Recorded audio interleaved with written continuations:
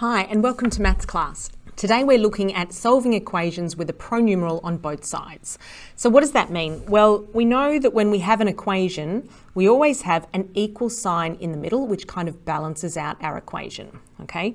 So in the past, we've been looking at equations like 3x plus 1 equals 10, where we've got an x on one side and then numbers around it that we need to adjust. But now we've got pronumerals on both sides of the equation. But there's a very straightforward way we have of rearranging these equations with one simple step so that they look more familiar to us. And that is, I'm going to take the pronumeral that's on the right-hand side and I'm going to add or subtract it to both sides so that I eliminate it from the right and it's going to appear for me on the left. So the examples I'm going to look at, I'm starting with a straightforward one, and then this one has pronumerals and numbers on both sides. Then I'm going to introduce one set of brackets. Then we're going to have two sets of brackets on each side. Okay, so let's start with example 1, which is 7a equals 2a minus 10.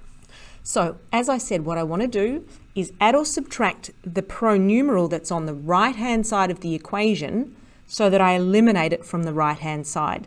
So to eliminate 2a, I need to subtract it. So if I go minus 2a on the right and minus 2a on the left, then that's going to leave me with 5a on the left-hand side, and 2a minus 2a, they'll cancel each other out, equals negative 10. Okay, this looks a lot more familiar. 5a equals negative 10. I know how to solve this. I'm just going to divide both sides of my equation by 5. Divide by 5. Divide by 5. So on the left-hand side, I've got 5a divided by 5. They cancel. On the right-hand side, I've got negative 10 divided by 5. That gives me negative 2. So the answer is a equals negative 2. But because we're doing algebra, we always like to check our answers. So what I'm going to do, I'm going to put a equals negative 2 into both the left and the right-hand side of the equations to check if it's true.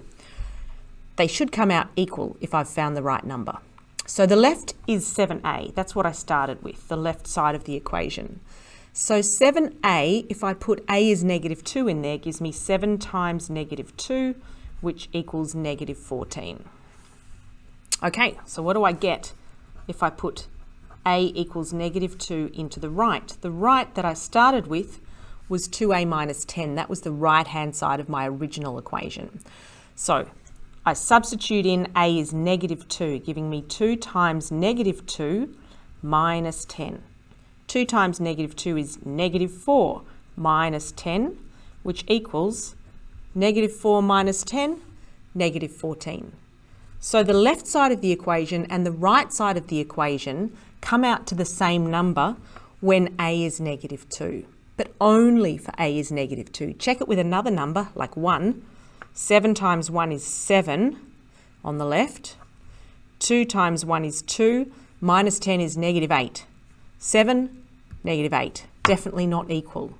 So what I've found here is the value for a, which makes 7 times a the same number as 2a minus 10. Okay, so I know I've found the right number. All right, let's do the second example. Okay, so I'm now going to look at my second worked example, which I've written down there for you. I've got negative 2x plus 3 equals 6 plus 4x. I'm going to start the same way each time. I'm going to take the 4x from the right-hand side and I'm going to either add or subtract to eliminate it from here. And whatever I do on this side, I have to do the same on the left-hand side. So to eliminate 4x, well, this is plus 4x. I'm going to have to go minus 4x. And I'll do it on both sides, minus 4x and minus 4x on both sides of the equation. So now on the left side, I've got negative 2x minus 4x gives me negative 6x. This plus 3, I haven't done anything to it. Don't lose it. I've got to keep it. This 6 I haven't touched. Let's keep it.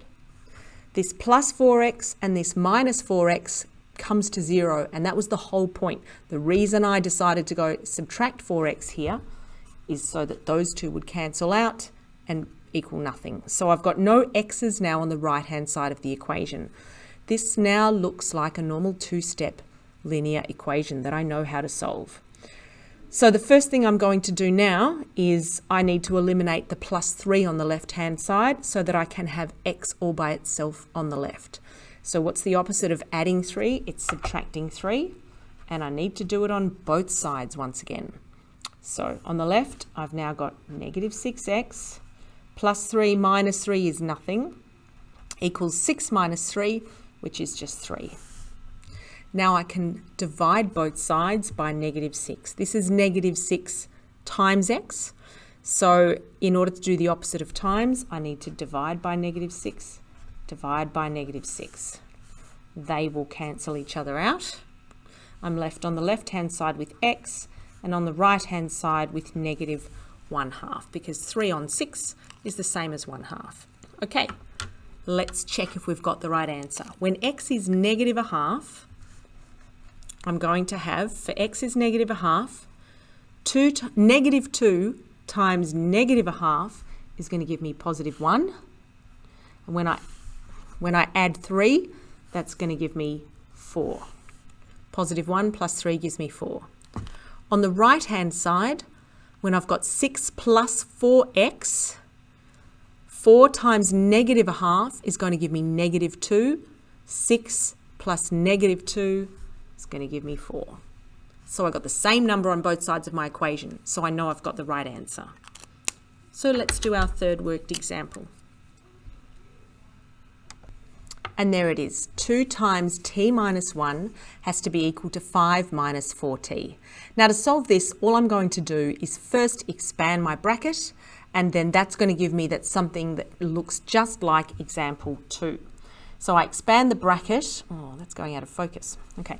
I expand the bracket by going 2 times t and 2 times negative 1. So 2 times t is 2t. And 2 times negative 1 is going to give me negative 2. And I keep the right-hand side. And at every step of my working, I will copy down whatever I don't change. I'm going to do the same thing I've been doing the whole time.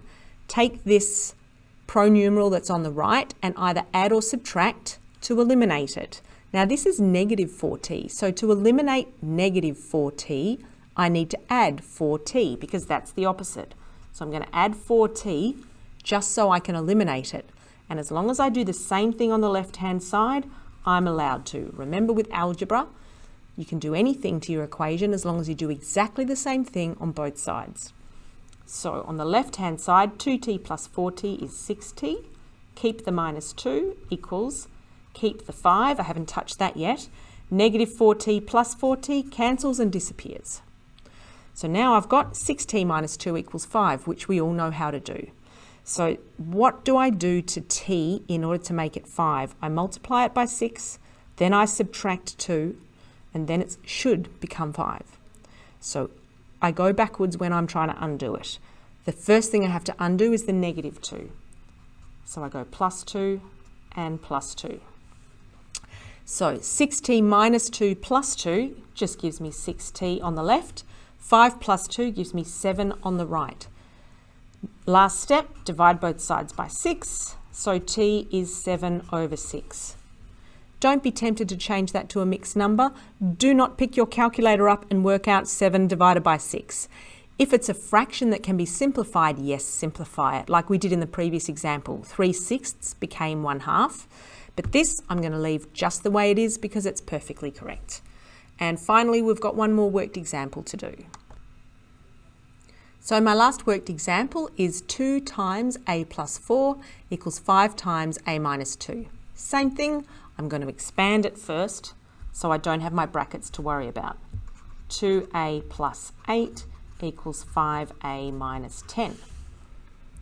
Now I'm going to take this pronumeral term, the a term, that's on the right-hand side, and either add or subtract to eliminate it. Once it's gone, then I'll be able to solve this. So what's the opposite of 5a? Well, that's positive 5a, negative 5a. Do the same to the left-hand side. In other words, I'm going to subtract 5a from both sides of my equation.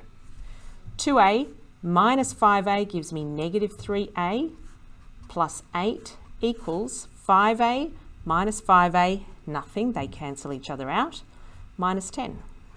Don't forget to keep the minus here. This minus is attached to the 10, all right? If you drop it, you've just got 10. But here I was subtracting 10. So now I've got 0 minus 10. That's going to give me negative 10. So 3a plus 8 equals negative 10. Now I have to eliminate the 8 from the left-hand side, subtract it from both sides. So I get 3a, there's nothing else I'm doing with a's now, plus 8 minus 8 is gone, so I've got negative 3a equals negative 10 minus 18, negative 10 minus 8 gives me minus 18. Divide both sides of the equation by the coefficient of a, I get negative 3. So divide both sides by negative 3. That'll leave me with a on the left-hand side. 18 divided by 3 is 6. There's the bell. Are you missing school? Okay, 18 divided by 3 is 6. A negative number divided by a negative number will give me a positive answer. So I get a is 6. And we can check it. 6 plus 4 is 10. Times 2 gives me 20. 6 minus 2 is 4. Times 5 gives me 20. So great, I've found the right answer. A is 6.